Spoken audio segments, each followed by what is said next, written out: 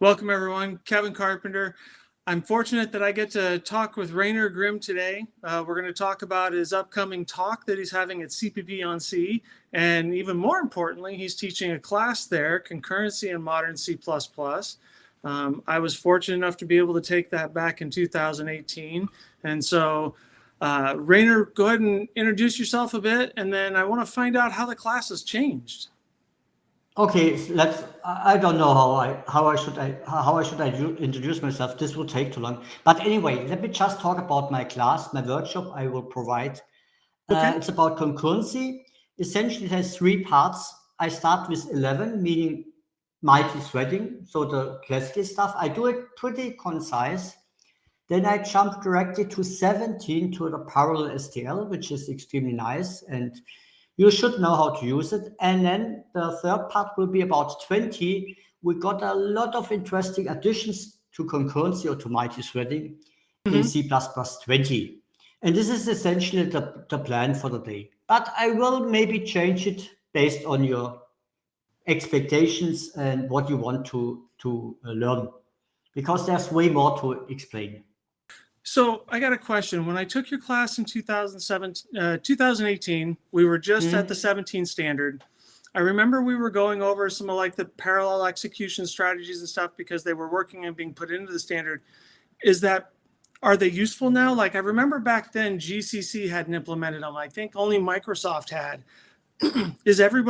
Are all the compilers able to use the execution strategies now? Let me put it differently. Of course, Microsoft still works with the parallel STL.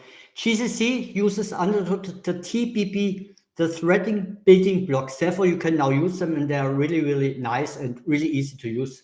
And I already wrote a few blog posts about it to see how this works out when you use it with GCC. I have no experience with Clang, therefore I cannot say anything about Clang, but at least you have now Microsoft and you have GCC, and they work out of the box. You only have to install the threading building blocks from Intel. Okay. I helped Fedor do that on a server last year for his class because he was doing a performance thing, and it actually was pretty easy to install. You mentioned your blog, and so you write a lot, don't you? Because I've got your books before, your articles. You're pretty prolific in the education side, yes? Of course, because I just love, I just do what I love. And to put it differently, I I wrote around 600 blog posts in the last 7-8 years. I don't know it so exactly anymore. And writing is also for me a means to learn something. You know, when you are able to write something and you can explain to someone else, Yep. you know that you self-understand it. Therefore, it's the first way to understand it when you write about it. And the next way would be to teach it, because now you get the difficult question which you should answer. So this is the step of learning it. It is interesting how much that holds true across the board with anything we do. If you can write about it, the amount of reading you have to do to understand, or the amount of studying to make sure you get it, but then to actually teach somebody else, have to get that feedback of whether or not they're understanding it. That's it's the best litmus test, I think, for if you can fully understand what you're talking about. Let me be a little bit specific. I learn the most in a class. Really, I learn the most because I have to answer this question. And each participant will try to understand a feature from a different angle. Therefore, you have to think how they think, and then you have to answer it from their point of view. And this is how you learn it. Yeah. So I know that your class that you're doing is only 1 day long, and I wanted to cover on that for a moment, because when I think about when I took the class, or when I take any of the classes at the conference, for me at least, I get that there's always so much information. But I always pick up 5 or 6, I'll say, gems, because, they're the learning points that help me get to the next part. I'll still have to go back and practice implementing what I've learned, but it's those few pieces that, get you past a roadblock. Anything you'd say along that lines for the amount of content we cover and such in the class? Of course, I cover a lot, big amount of content, of course, and you may be a little bit exhausted, such as I will be after the class. But anyway, my point is, I will do the best what I can do in one day, and there are still things you should learn, and you are never done learning, in particular when it comes about concurrency or multi-threading. And for that reason, I give you a coupon, so each participant gets a coupon for my book. And here are the additional 750 pages, which may help you to learn this stuff. And the book is excellent, by the way. It wasn't out when I took your class, but I bought it after the fact. So it is a great book. And so you're also giving a talk at the conference, C++20 Small Perls, I believe it is. Exactly, yeah.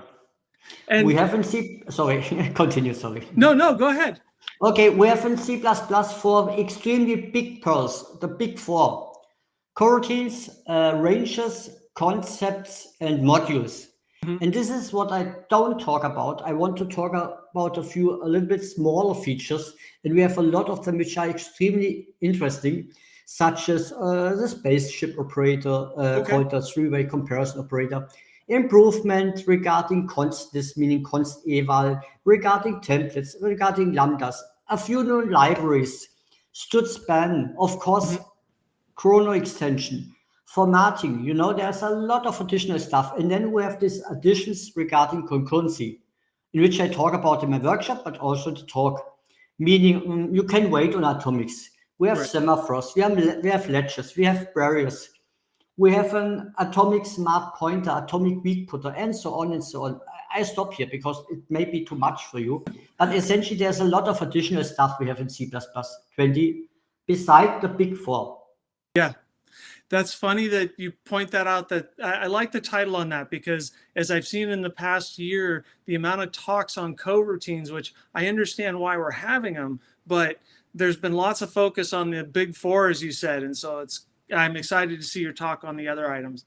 So if somebody really wants the best of both, they should come to your class, and then they should make sure to come to your talk. Yes? I cannot say anything against it, of course, yeah. So for everybody that's watching, if you want to come see Rainer's talk, the Small Perls, or more importantly, take his class on concurrency and modern C++, the class will run June 27th at Folkestone at CppOnSea. And then, of course, the conference is from June 28th to June 30th. And I'm looking forward to seeing you there, Rainer. We're just a little more than a month away, but I'm excited. Yeah. Listen, I appreciate your time today. I look forward to seeing you at the conference. Thank you. Thank you.